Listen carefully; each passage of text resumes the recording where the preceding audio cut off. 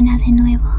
Nunca me gustaron los patios de las casas antiguas. No sé si es por la tierra oscura, por las paredes desconchadas o por esa forma que tienen algunos lugares abandonados de parecer tranquilos solo durante el día. Por la noche, un patio viejo no parece vacío, parece que algo se ha quedado allí, quieto, esperando a que alguien vuelva a abrir una puerta que llevaba demasiado tiempo cerrada. La casa era de mi abuelo. Bueno, técnicamente era de mi madre, pero nadie había querido hacerse cargo de ella después de su muerte.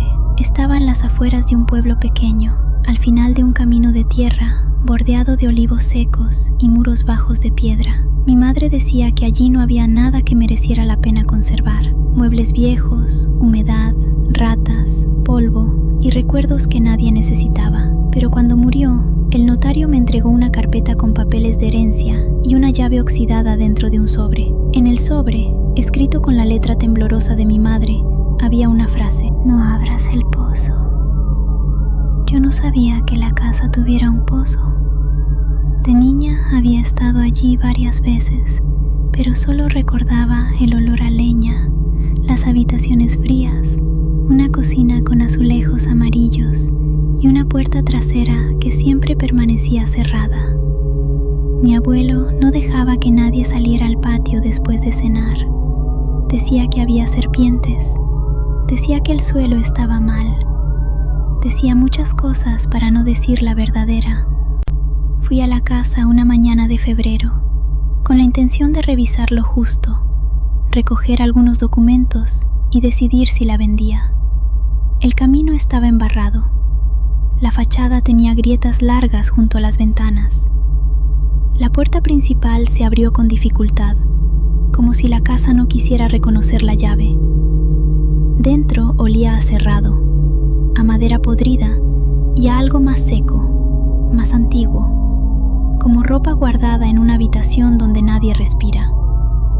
Recorrí el salón, la cocina, los dormitorios. Todo estaba cubierto por sábanas grises. En el pasillo encontré fotos familiares torcidas en la pared. En una aparecía mi abuelo joven, de pie en el patio, mirando hacia algo que no salía en la imagen. Su expresión era seria, casi asustada. Al fondo de la cocina estaba la puerta trasera. Tenía un pestillo y una cadena. La cadena era nueva comparada con el resto de la casa. Eso fue lo que me hizo abrir.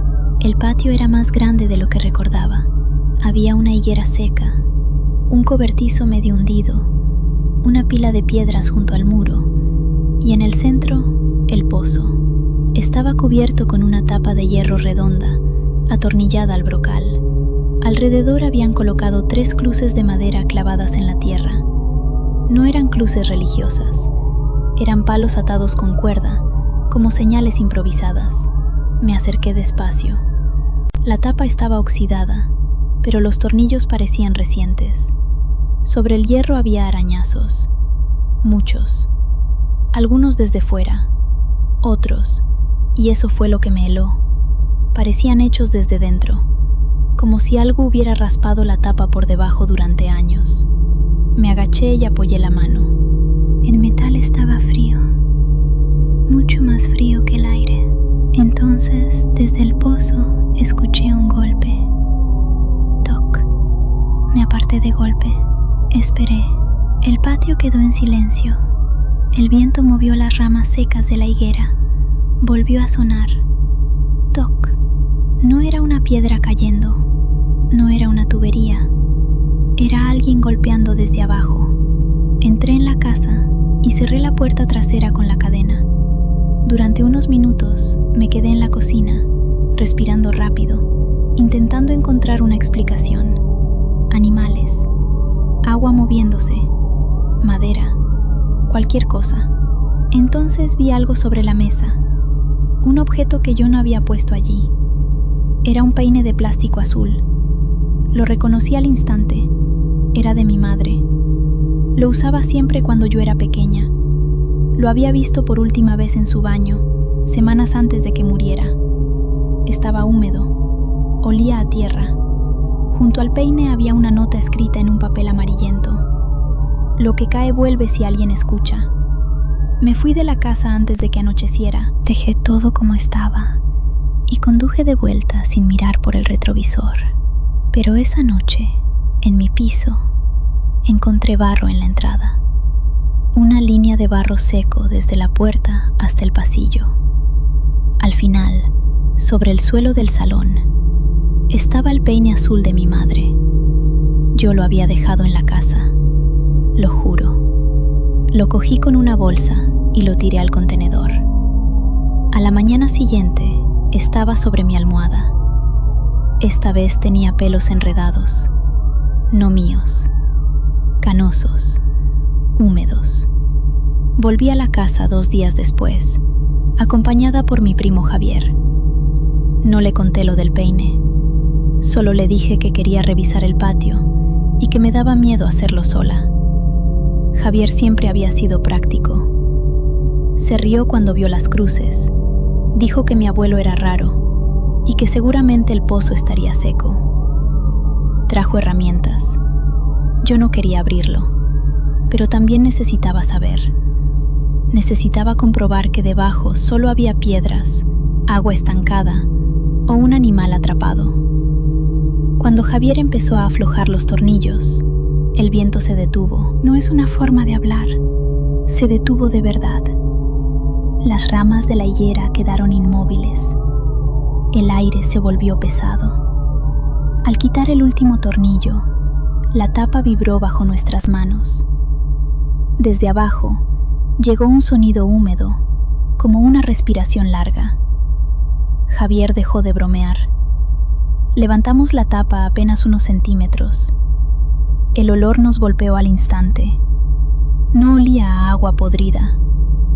Olía a ropa mojada, a carne vieja, a sótano cerrado, a tierra removida con uñas. Javier soltó la tapa y retrocedió. Pero antes de que cayera por completo, algo salió por la rendija. Un pequeño objeto golpeó el suelo entre nosotros. Era una medalla dorada con una cadena rota. Javier se quedó blanco. Dijo que era de su hija, que la niña la había perdido en el colegio la semana anterior. Permíteme hacer un receso. La mayoría de personas que ven mis videos no están suscritas al canal. Me ayuda mucho que te suscribas.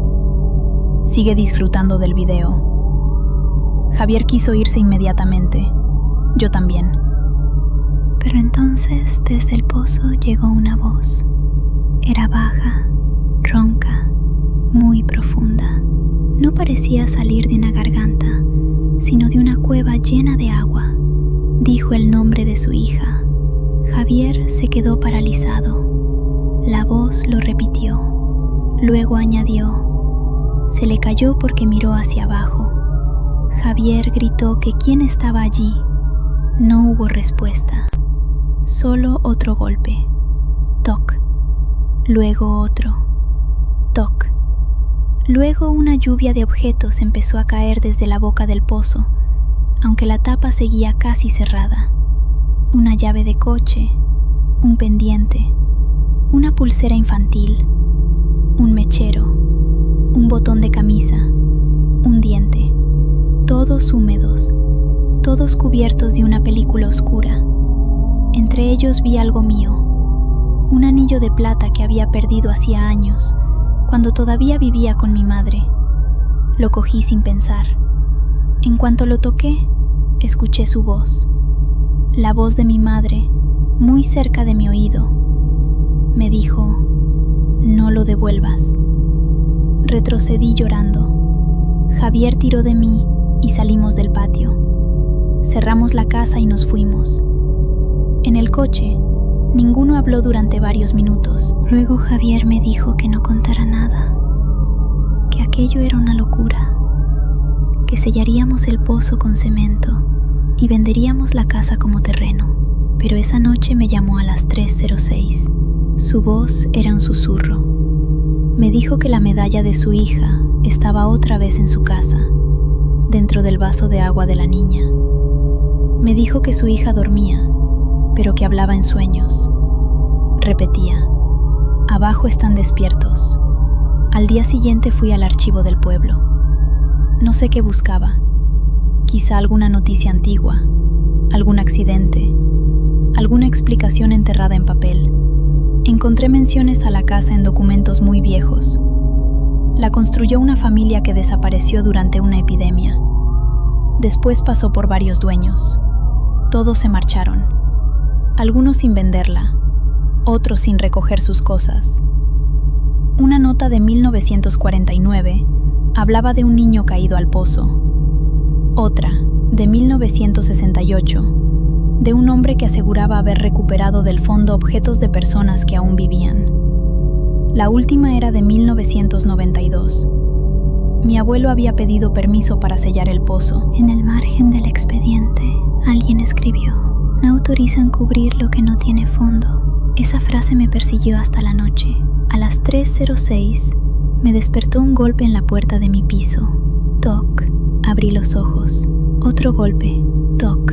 No en la puerta principal, en el suelo, debajo de mi cama. Encendí la luz. Sobre las baldosas había barro húmedo formando un círculo. En el centro, un objeto pequeño, un dedal de metal. Era de mi abuela. Mi madre lo guardaba en una caja de costura. Había desaparecido después del entierro. Lo levanté con 2 dedos. Estaba caliente. No frío, caliente, como si alguien lo hubiera llevado apretado en la mano durante mucho tiempo. Entonces mi móvil sonó. Era Javier. No hablaba él. Se escuchaba a su hija llorando. Después una voz grave, mojada, dijo: "Devuelvan lo que ya sabe el camino". Colgué. Esa misma mañana, llamé a una empresa para sellar el pozo. 2 hombres vinieron con cemento, herramientas y cara de no querer hacer preguntas. Les dije que era peligroso, que había animales, que no se acercaran demasiado al borde. Empezaron a trabajar a media tarde. Cuando retiraron la tapa, no se veía agua, solo oscuridad. Una oscuridad compacta, como una tela negra tensada unos metros más abajo. Uno de los hombres dejó caer una piedra. No escuchamos impacto. Esperamos. Nada. Después, desde muy lejos, llegó el sonido de una niña riendo. Los 2 hombres se miraron. Yo dije que era eco. Nadie me creyó. Vertieron la primera mezcla de cemento. El pozo la tragó sin sonido. Vertieron más y más. El nivel no subía.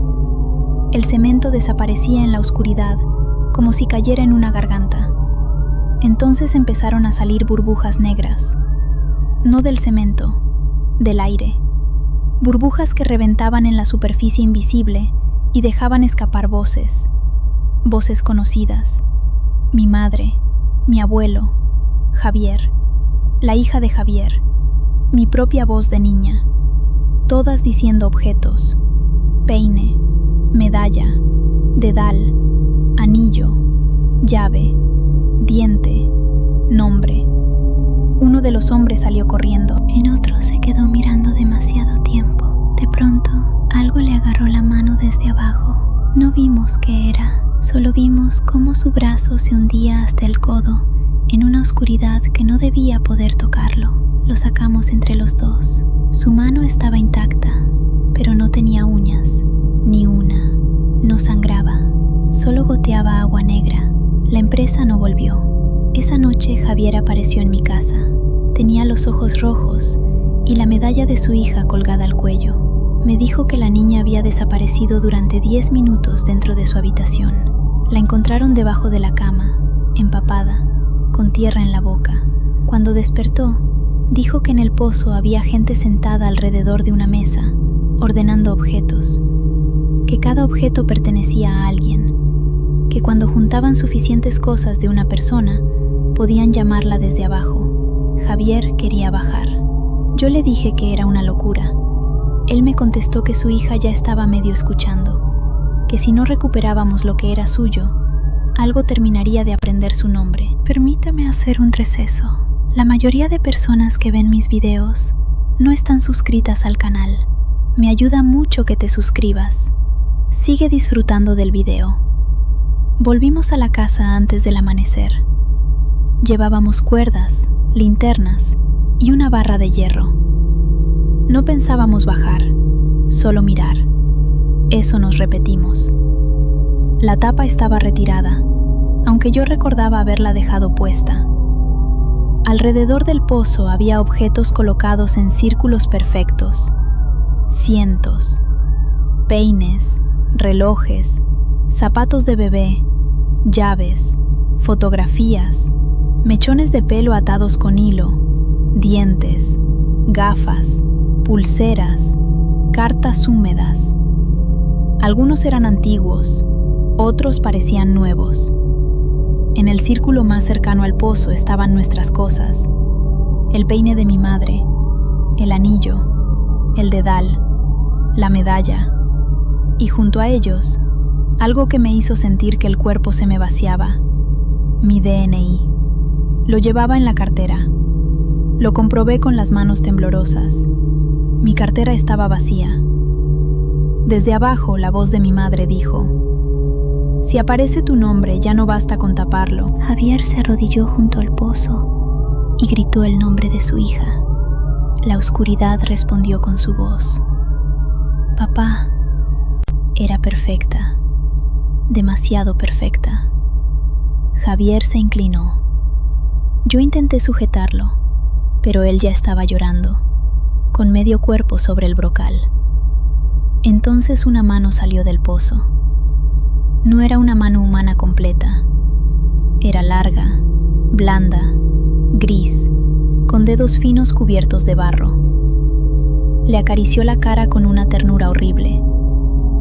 Javier no se movió. La mano le dejó algo en la boca, un diente pequeño. Él lo escupió gritando. Yo tiré de él con todas mis fuerzas. Caímos de espaldas. El pozo empezó a hablar con muchas voces a la vez. No eran gritos, eran susurros ordenados, como gente rezando debajo de la tierra. Decían nuestros nombres, decían nuestras fechas, decían cosas que habíamos perdido, cosas que nunca contamos, cosas que nadie debía saber. Entonces entendí que mi abuelo no había sellado el pozo para esconder un muerto. Lo había sellado para impedir que el pozo terminara de construirnos desde nuestros restos. Cogí la barra de hierro y empecé a empujar los objetos hacia adentro del pozo. Javier gritó que no, que había cosas de su hija, pero era eso o dejar que siguieran llamándola. Tiré el peine, el dedal, el anillo, el DNI, la medalla. Todo cayó sin sonido. El pozo se quedó en silencio, un silencio espeso. Después, la voz de mi madre dijo: ahora baja lo que falta. Miré a Javier. Javier me miró a mí. Los dos entendimos. Lo que faltaba no era un objeto, era alguien. La tierra alrededor del brocal empezó a hundirse. Las cruces de madera se inclinaron hacia la boca del pozo. Desde dentro subió un olor insoportable, como si una fosa hubiera respirado por primera vez en años. Las manos empezaron a salir, muchas, algunas pequeñas, algunas viejas, algunas con anillos, algunas sin piel. No trepaban, tanteaban la tierra, buscando objetos, buscando nombres, buscando algo que agarrar. Corrimos hacia la casa. La puerta trasera se cerró antes de que llegáramos. En las ventanas aparecieron caras mojadas, aplastadas contra los cristales desde dentro, aunque la casa estaba vacía. Javier rompió una de las cruces y la lanzó al pozo. No sé por qué funcionó. Tal vez porque mi abuelo las había puesto como cierre. Tal vez porque aquella madera aún recordaba una promesa. Las manos retrocedieron un instante. Cogí las otras dos cruces y las arrojé también.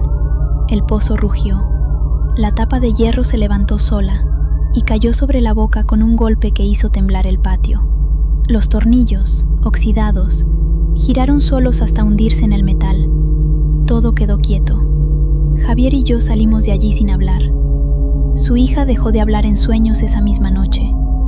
Él nunca volvió a mencionarlo. Yo puse la casa en venta, pero nadie quiso comprarla. Hace un mes, el ayuntamiento la declaró en ruina. Dijeron que la derribarían. Me alegré.